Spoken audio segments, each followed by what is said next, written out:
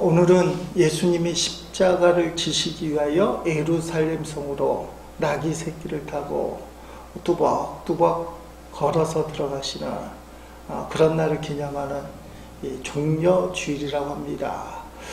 예수님이 예루살렘에 입성하신 날이면 입성주일 이렇게 표현을 해야 되는데 왜 종려주일이냐? 사람들이 예수님을 열렬히 환영을 했습니다. 겉옷을 벗어서 길바닥에 깔고 나무도 깔고 그리고 종려나무가지를 막 흔들어대면서 호산나, 호산나 뜻은 우리를 구원하소서, 호산나 다윗의 자손 예수여, 그렇게 외치면서 환영했다. 그래서 나귀를 타고 예루살렘에 입성한 그날 입성주일이긴 하지만 종려나무까지의 의미가 있어서 종려주일 또는 호산나 주일 그렇게 표현하고 있습니다. 사순절 기간 마지막 한 주간을 앞두고 있고 예수님이 생전의 6일 오늘부터 시작됩니다. 사순절 기간 동안 주일은 다 뺍니다. 부활절을 기념하는 기쁜 날이니까. 그러니까 종려주일도 주일자가 붙기 때문에 기쁜 날이에요. 그래서 고난주일이라고는 표현을 하지 않습니다. 그러나 실제적으로는 오늘부터 고난주간에 해당되는 사순절 마지막 주간이다. 오늘 예수님 주일날 예루살렘에 입성하십니다. 그리고 월요일 내일에 성전을 깨끗이 장사하는 사람들 내쫓고 뒤집어 엎으시고 무화과 나무가 열매가 없는 걸 보시고 저주하신 날 월요일, 화요일날 되실 때 하나님 나라에 대해서 성전에서 설교를 하십니다. 그리고 가부가 두렙돈을 헌금하는 것. 그래서 부자들이 많은 돈을 헌금하는 것보다 달랑 두렙돈, 우리식으로 얘기하면 500원짜리 2개, 이 헌금이 크다. 수요일날 시몬이라는 문둥병 집에 머무시면서 후식을 취하는데 식사를 할 때 막달라 마리아가 향유를 깨뜨려서 그 머리로 예수님의 발을 닦는 장면. 그래서 예수님이 이 여인이 하는 일을 복음이 전하는 곳에 다 알려라. 이유는 예수님의 장례를 준비했기 때문에. 목요일날 우리가 알다시피 예수님이 마가의 다락방에 가셔서 제자들을 모으시고 세족식을 행하십니다. 최후의 만찬 나누시는 거예요. 그때 베드로가 가룟 유다가 예수님을 배신해서 나가는 겁니다. 그리고 겟세마네 동산에 가서 땀이 핏방울이 될 정도로 기도하시고 금요일을 맞이하게 되는 겁니다. 목요일과 금요일을 넘어가는 그 한밤중에 유대 병정, 로마 병정들이 겟세마네 동산에서 기도하는 예수님을 끌고 가십니다. 가야바 대제사장의 뜰에. 아마 새벽 1시 반쯤에 재판이 진행이 됐습니다. 예수님을 반대하는 사람들이 예수님을 죽이기로 작정을 했습니다. 사형 판결을 한밤중 몇 시간 만에 다 결정을 해버렸어요. 증거도 없이. 근데 유대인들이 예수님을 실제로 죽일 힘이 없어요. 왜냐하면 로마라는 나라가 유대를 통치하기 때문에 실제 사형 집행권은 로마 총독 빌라도에게 있는 겁니다. 그래서 새벽에 빌라도 관청을 찾아가서 빌라도를 깨우고는 신성모독죄로 예수님을 고발하면 웃기잖아요. 하나님의 아들이라고 하면 미친 사람이라고 얘기할 수는 있지 그 사람을 사형시킬 수 있는 실제 이유가 없잖아요. 그래서 반란죄를 뒤집어 씌웁니다. 유대인의 왕이 되려고 했다. 많은 사람들을 선동해서 유대인이 왕이 되려고 했던 사람이 예수다. 반란죄는 어느 공동체든 어떤 민족이든 어떤 나라든 극형에 해당되는 거예요. 빌라도가 머뭇거리고 갈등 가운데 사형 집행을 해요. 금요일날 오전 9시에 골고다의 십자가에 못 박히고 오후 3시에 예수님이 운명하십니다. 그리고 아리마대 사람 요셉이 준비한 돌무덤에 시신이 안치되는 거예요. 그리고 알다시피 다음 주에 우리가 기약하는 부활절, 사망의 권세를 깨뜨리고 3일 만에 부활하신 예수 그리스도. 이 한 주간이 우리 기독교 1년 절기 중에 가장 중요한 절기, 성경에 기록된 예수님의 일주일간 묵상하는 절기입니다. 저는 이 종려 주일 올해를 맞이하면서 예루살렘에 들어가신 예수님의 마음은 어떠셨을까? 그런 생각을 해봤습니다. 우리의 죄를 대신 감당하기 위하여, 우리 스스로 죄를 해결할 방법이 없으니까 하나님의 아들 예수님이 십자가에서 달려 죽기 위하여 예루살렘에 들어가는 그 모습, 내가 죽어야 될 그 십자가에 예수님이 달리시는 그 모습, 죽음을 향하여, 고난을 향하여 걸어가시는 예수님 모습. 근데 본문을 읽다 보니까 그거보다 더 예수님의 마음을 괴롭히는 것은 호산나 외치며 환영하는 그 무리들이 나중에는 12제자뿐만 아니라 모든 사람들이 예수님을 외면했다는 거예요.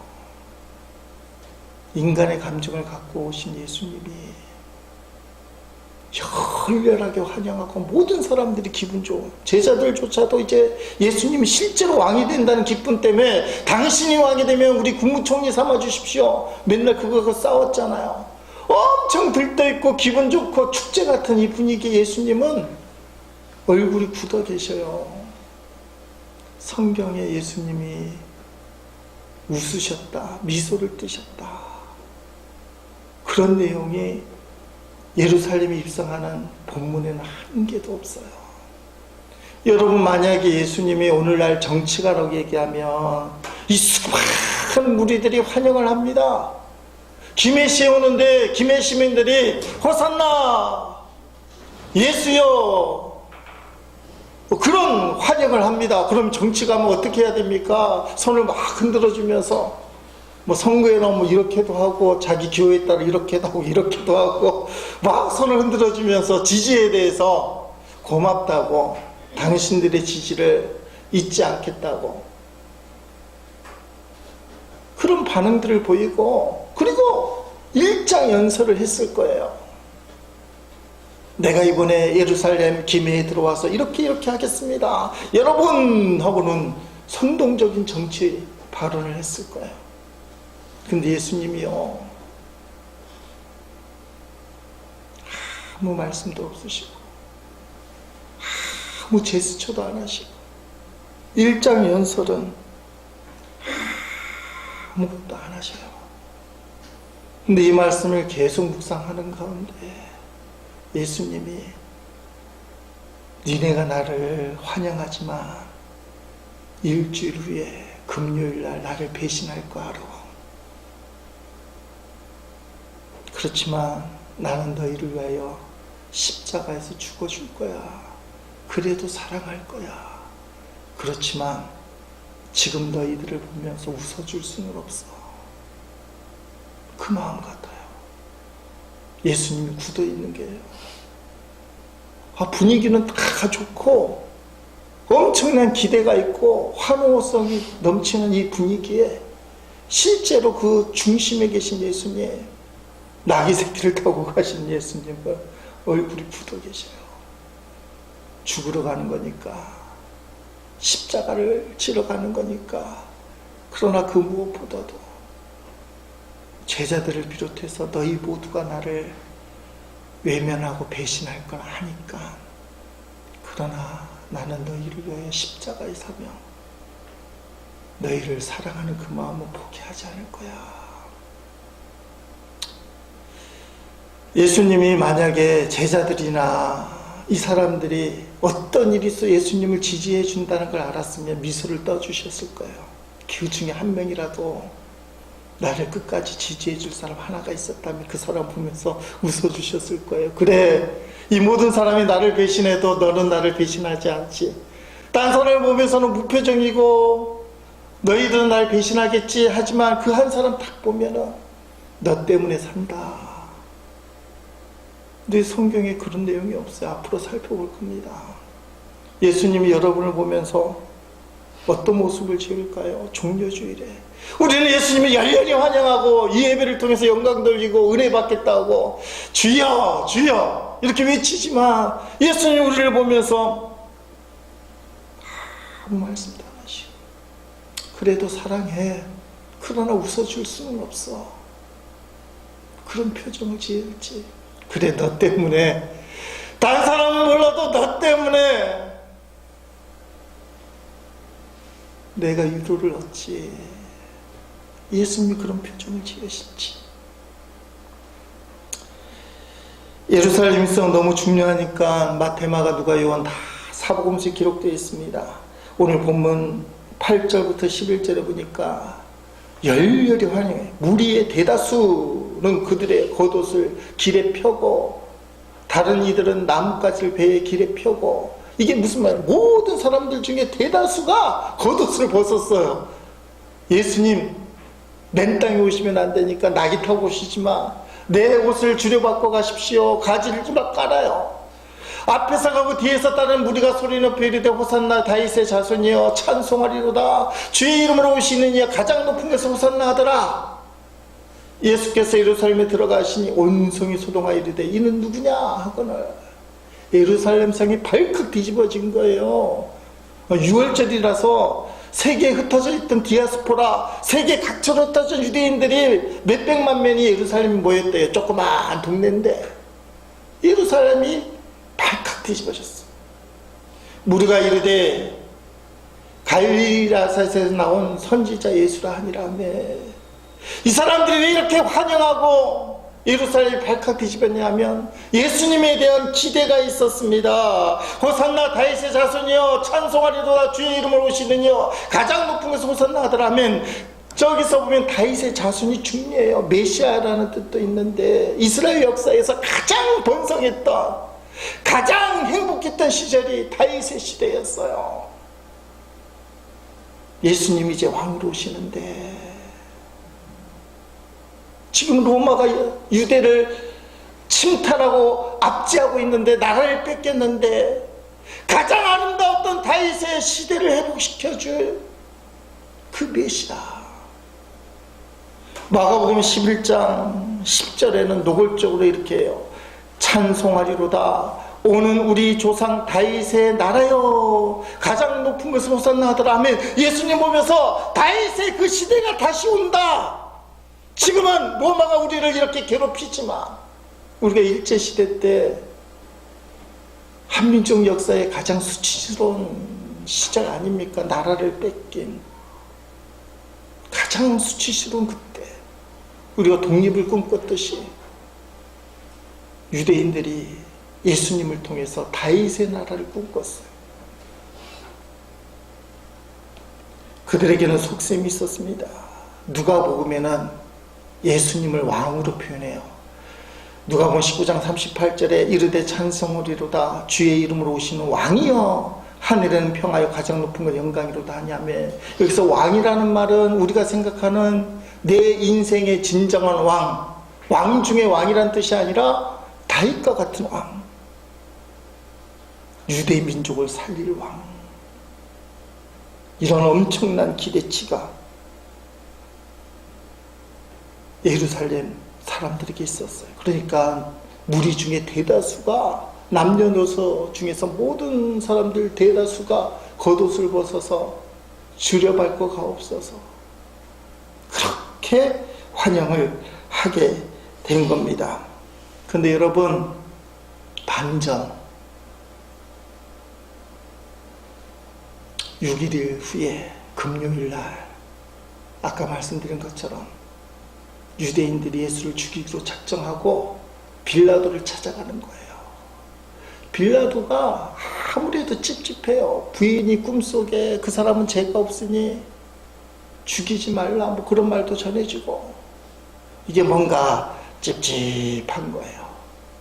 근데 6월절마다 관례가 있는데 흉악범일지라도 죄수 한 명은 살려줘요. 빌라도가 그 생각을 했어요.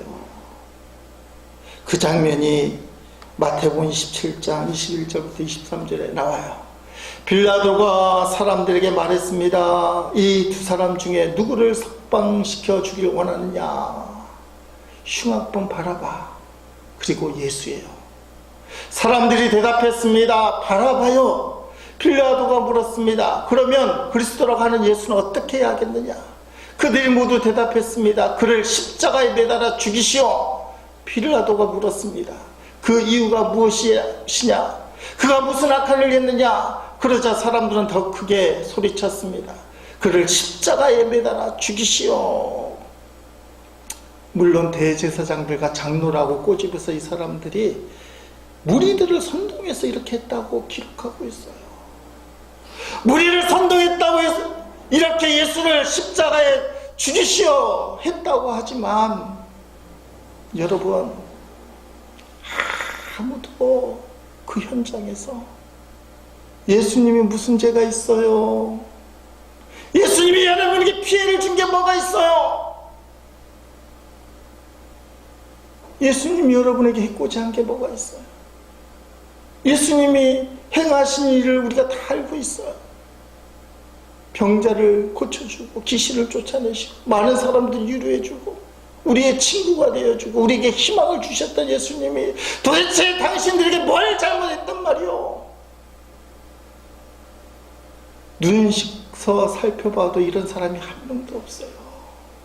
물론 그 당시에 무시무시한 상황이 예수님과 3년 동안 동고동락했던 12제자도 다 예수님을 떠났고 그렇게 큰 소리쳐던 베드로 수제자마저도 예수님을 3번이나 부인할 만한 공포의 상황, 예수님을 긍정하거나 지지하면 뭔가 큰일을 당할 것 같은, 죽을 것 같은 그 상황. 그 상황은 이해가 되지만 아무리 끔찍한 상황이라 할지라도 단 한 명도 예수님을 변화 안 했어요. 예수님을 지지를 안 해줬어요. 이게 너무한 거 아닙니까?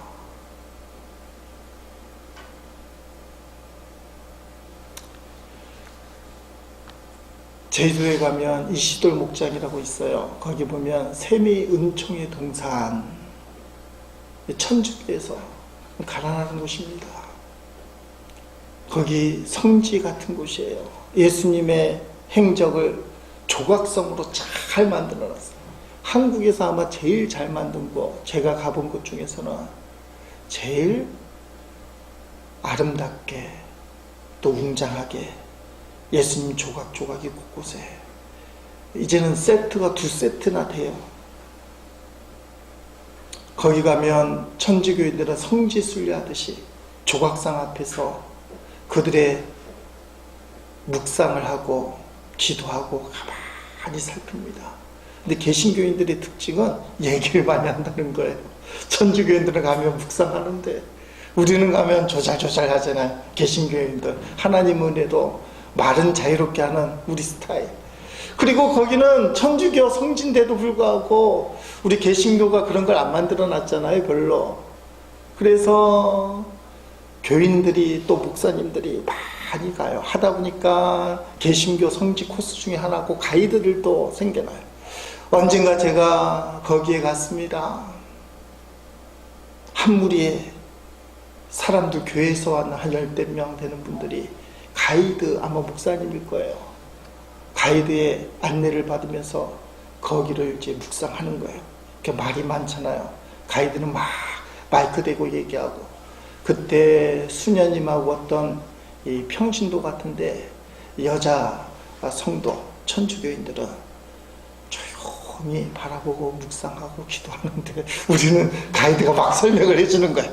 근데 본의 아니게 설명을 듣는데 재미난 이야기를 듣는 거예요. 그 장면 중에 예수님이 채찍에 맞는 그 군인한테 채찍을 맞는 장면이 딱 묘사되어 있어요. 가보신 분은 보셨겠지만. 근데 이 가이드가 말이 언젠가 똑같이 이곳에 와서 가이드를 하는데요, 한 목사님이 갑자기 앞으로 불쑥 나오더니 예수님을 턱하니 앉더라는 겁니다. 그 사람들이 놀랐어요. 아니 왜 그러십니까? 예수님 더 채찍 맞으시면 안 돼요. 예수님 채찍 내가 대신 맞을 거예요. 내용이 그 내용이에요. 수많은 목사님들이 계셨는데 유독 한 분이 탁 나가서는 예수님을 탁 하고는 내가 대신 맞겠어. 제가 그때 진짜 후회했잖아요. 나라도 그렇게 할걸. 그러면 할 말이 많을 텐데 우리는 그냥 구경해요. 그게 용기인지 뭔지 모르지만 예수님 저렇게 계속 매를 맞게 두면 안 되겠다. 그리고 예수님 대신 맞으려고 예수님을 감싸는 거예요.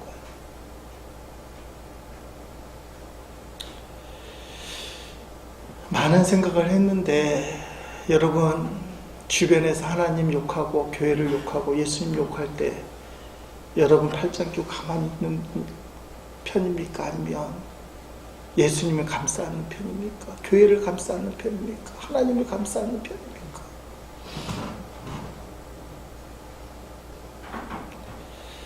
예수님이 십자가 사형 언도를 받고 골고다를 향해 갈 때 아무도 편들어 주지 않았어요.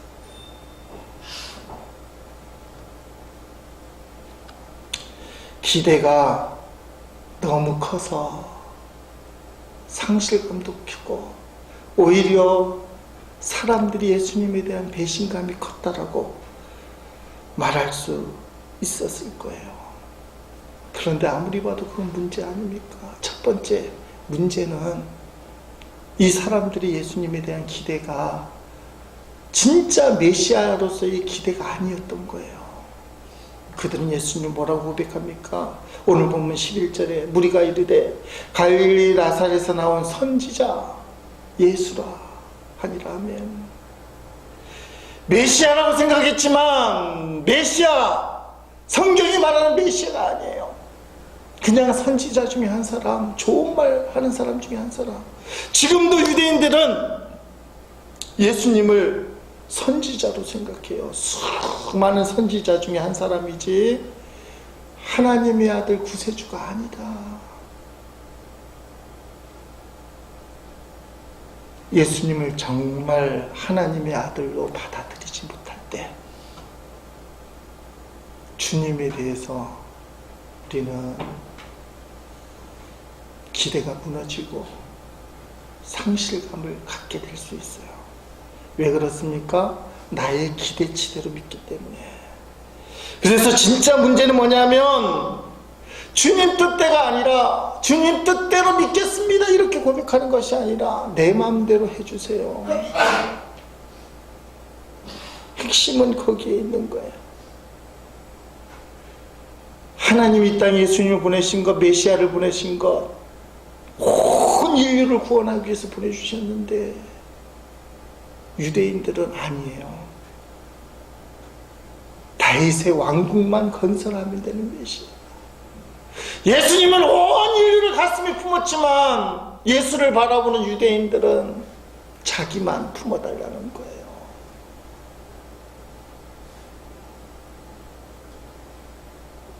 이게 예수님을 결국은 혼자 십자가에 못 박히게 판단하는 고난에 동참하지 않는, 나의 기대와 나의 생각대로 예수님이 반응하지 않기 때문에 예수님이 미워지나, 교회를 다녀도 하나님이 없는 것처럼 느껴지나, 예수님을 믿어도 별로 도움이 안 되는 것 같이 느껴지나, 가장 중요한 원인, 예수님 뜻대로 하나님의 뜻을 헤아리지 않고 내 뜻대로만, 근데 이게 무서워요. 하나님을 믿는데도요, 하나님의 뜻을 헤아리지 않고 자기 뜻을 붙들 때, 여러분, 자기 뜻을 붙드는 사람들이 때로는 엄청 무서워요.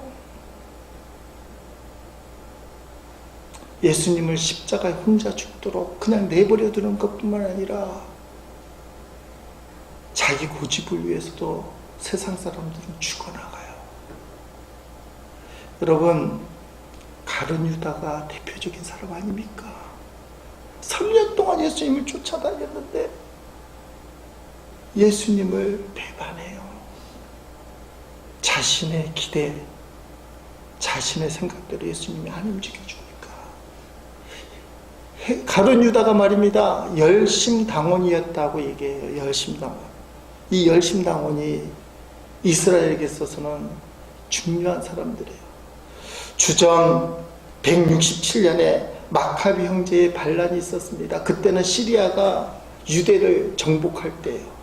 마카비 형제가 시리아에 대해서 독립전쟁을 했는데 이겼어요. 마카비 형제가. 유대 민족이 그걸 경험한 거예요. 우리가 시리아를 몰아냈다. 근데 최강대국인 로마가 다시 예루살렘을 정복한 거예요. 어떤 생각을 하겠습니까? 마카비 형제처럼 우리도 무력투쟁을 통해서 이 폭압을 이겨낼 수 있다. 수단과 방법을 가리지 말고 예루살렘에 하나님 나라를 건설해야 된다. 이게 열심당원이에요. 어떤 방법을 동원해서라도 하나님이 원하는 그 나라를 예루살렘에 만들어내야 된다. 이게 유대 민족의 뚜렷한 목적이었어요. 예수님이 그 목적을 이루려고 예루살렘에 들어온 줄 알았더니 이건 아니에요. 성전부터 뒤집어 놓고 열매 없는 무화과 나무는 저주하고 사랑을 얘기하고, 요한복음 15장 이하에 대 그런 내용이에요. 하나님을 사랑하라, 나를 사랑하라. 사랑만 얘기하고. 여러분, 열심당원들이 얼마나 지독한 사람들이냐. 로마에 싸울 수밖에 없잖아요. 대들었다가 70년에 예루살렘이 불타서 망하는 거예요. 로마가 얼마나 힘이 셉니까? 대들었다가 예루살렘 성전이 불타고 로마에게 완전히 뺏겨서 다 망하게 됐어요. 근데 열심당원과 그 가족 967명이, 여러분이 들어본 적이 있는 마사다라는 난공불락의 요새, 그런 출입구도 좁고 웬만해서는 허물 수가 없는 마사다라는 그 고지에 올라가서 버티는 거예요. 967명이. 로마가 그냥 놔둡니까? 뿌리를 없애기 위해서 군인과 노예 1만 5천 명을 동원하는 거예요. 그런데 마사다가 끄떡도 않는 겁니다. 2년쯤 지난 다음에 방법이 없으니까 무식한 방법을 동원을 해요. 날고 뛰는 최강대국인 로마 군대도 967명을 제거하기 위해서 15,000명을 동원했지만 꼼짝 어떻게 할 수 없으니까 가장 무식한 방법이 뭐냐면 산을 쌓는 거예요. 흙으로. 평지에서 해발 450m 된다고 하는데 그 평지에서 얼마인지 몰라요. 몇백 미터 되는지. 그걸 흙으로 산을 쌓고 되겠다는 거예요. 이렇게 15,000명이 6개월 동안 산을 대고 산을 쌓으면서 마사다 바로 입구까지 되는 겁니다. 마사다에 있던 열심당원들이 꼼짝없이 잡히게 됐을 때 어떤 결의를 한 줄 아십니까? 유대인들도 율법적으로 자살을 하면 안 돼요. 열심당원의 목적은 하나님의 말씀을 지키면서 하나님 나라를 건설하는 것이기 때문에 율법을 어길 수 없잖아요. 자살하면 안 된대. 그러니까 이 사람들이 모진 방법을 동원하는데, 텔레비전마다 가끔 특별 다큐에서 나오는 얘기예요. 가장들, 남자들이 가족들을 다 죽입니다. 그리고 지도자 10명을 뽑아서 남은 남자들을 다 죽이는 거예요. 자살하면 안 되니까. 10명이 달랑 남았을 때 제비 뽑기를 해서 뽑히는 족족 한 사람씩 죽여나가는 거예요. 10명 중에 한 명이 뽑히면 걔 죽이고 2명이 남잖아요. 제비 뽑았더니 또 한 명이 뽑히면 죽여요. 마지막 남은 한 사람은 사명이 있어요. 마사다에 있는 식량과 무기를 다 불태우는 거예요. 그리고는 본인은 율법을 어겨야 돼요. 자살해야 돼요. 967명 중에 딱 한 명만 율법을 어기는 방법이에요. 이게 이제 마사다를 들어가기만 한 로마의 입장에서 한밤중에 불길이 마사다에서 솟아오르니까 이게 무슨 일이냐, 허겁지겁 마사다 안으로 들어가게 되는 겁니다. 들어갔더니 시체밖에 안 남은 거예요. 근데 역사적인 자료는 좀 없긴 해요. 유대 자료에만 있는데 그 중에는 어린아이 5명, 노파 2명이 우물 속에 어디서 숨어 있는 걸 발견했는데, 보통은 다 죽여야 되지만 이 사람들의 정신이 너무 무서우니까 살려줬다는 말이 있어요. 이게 마사다의 정신, 열심당원들의 행동 지침이에요. 얼마나 지독한 사람들이에요. 항복이란 없다. 최후의 1인까지. 그것도 율법을 지키면서 다 죽겠다. 이런 생각을 갖고 있는 사람들이 예수님을 보니까 이게 자기 생각대로 안 되잖아요. 가룟 유다가 보니까 이게 말도 안 되는잖아요. 이런 투철한 사람들이. 예수님 믿는데 가장 큰 걸림돌이 뭡니까? 투철한 자기 생각이에요. 내가 예수님 믿으면 이렇게 해줘야 되지, 이런 일이 있어야 되지, 내가 기도하면 이렇게 응답해 주셔야 되지, 내가 이렇게 주님 앞에 충성하면 주님은 이렇게 나를 주셔야 되지. 이게 투철하면 투철할수록 사실은 예수님과 멀어질 수 있어요. 그래서 바울이 뭐라고 얘기해요? 십자가에서 너희가 죽어야 된다. 그래야 예수님을 받아들인다.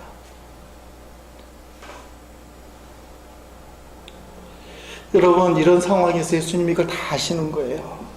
그런데 어떻게 웃을 수가 있겠어요? 예루살렘에 들어가면서 예수님이 딱 품었던 건 2가지예요. 사명, 십자가상. 2번째는 말씀이에요. 오늘 앞에 읽은 성경에 보니까 21장 2절부터 3절까지 말씀이 빨간 글자로 되어 있는데요. 이게 스가랴서 인용 말씀 아닙니까? 구약 말씀대로 예언을 성취하기 위해서 나귀 새끼를 타고 들어가는 거예요. 메시아는 나귀 새끼를 타고 와야 되니까. 이런 상황에서 어떻게 예수님이 웃을 수 있어요? 회심의 미소를 어떻게 떼요? 오늘 우리는 어떤 사람입니까? 본문에 나오는 예루살렘 유대인보다 낫습니까? 어떻게 더 악질 아닙니까? 그들은 그들의 민족적인 목적이 있어서 그렇다고 얘기하지만 우리는 예수님을 믿는 사람이고, 예수님이 나를 위해 십자가에 죽으심을 고백하고 죄 용서받았다고 얘기했지만 우리가 말도 안 되는 얘기 또 하잖아요. 예수님을 십자가에 또 못 박았다. 예수님을 십자가에 다시 못 박았다. 무슨 뜻인지 알잖아요. 나의 모든 죄가 용서받아서 너무 감사합니다만 또 죄를 졌습니다. 내가 죽어야 되는 줄 알지만 내 욕심 때문에 다시 예수님을 십자가에 못 박게 했습니다. 당시 예루살렘 사람들은 예수님의 본 모습을 몰라서 민족적인 목적을 위해서 예수님을 외면하고 배신하고 십자가에 못 박으시오, 호산나 외쳤던 그 환호성이 십자가에 못 박으라는 악담으로 바뀌었다고 얘기하지만, 사실 오늘날 성도들은 이 사람들보다 더 악랄할 수 있어요. 근데 종려주일 맞으면서 제가 주님이 하시는 거예요. 니네가 나를 배신하다가도 웃어줄 수는 없지만 죄를 짓고 주님 뜻과 어긋나는 너희를 보고 예수님은 결코 웃어줄 순 없지만, 인상은 쓰시겠지만, 그래도 나는 너희를 용서해준다. 그러기 위해서 나는 예루살렘에 들어간다.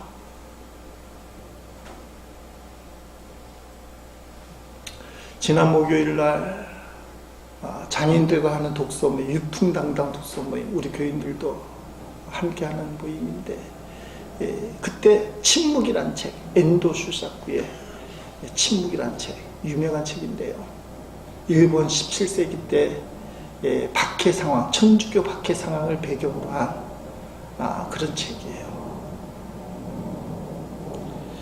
로드리고라는 포르투갈 신부가 자신들의 스승이 배교했다는 얘기를 듣고, 그럴 수 없다, 확인하러 가자. 신부 3명이 출발해서 2명이 일본에 들어가고 로드리고가 주인공이 되는데, 결국 이 사람도 배교했다. 내용이 그 내용이에요. 왜 침묵이냐? 예수님을 믿는 성도들이 무진장 고난을 당할 때, 때로는 순교 현장에 있을 때, 그 악랄한 순교 방법이요, 파도 치는 바닷가에다가 물속에다가 십자가를 매달고 사람을 매닫는데, 가장 물이 가득 찼을 때, 파도가 밀려왔을 때 사람이 잠길 만큼 파도가 가면 숨을 쉬게끔 그 자리에다가 사람을 갖다 놓는 거예요. 하루에 안 죽습니다. 그 내용이 그 장면에 나와요. 그걸 다른 교인들이 보는 거예요. 로드리고 신부가 보는 거예요. 그때 하나님 어디 계십니까? 왜 침묵하고 계십니까? 그래서 침묵이에요. 고통당할 때 도대체 하나님 어디 계시냐? 로드리고 신부가 잡혀서 신앙을 지키려고 애쓰는데 옵션이 딱 걸려요.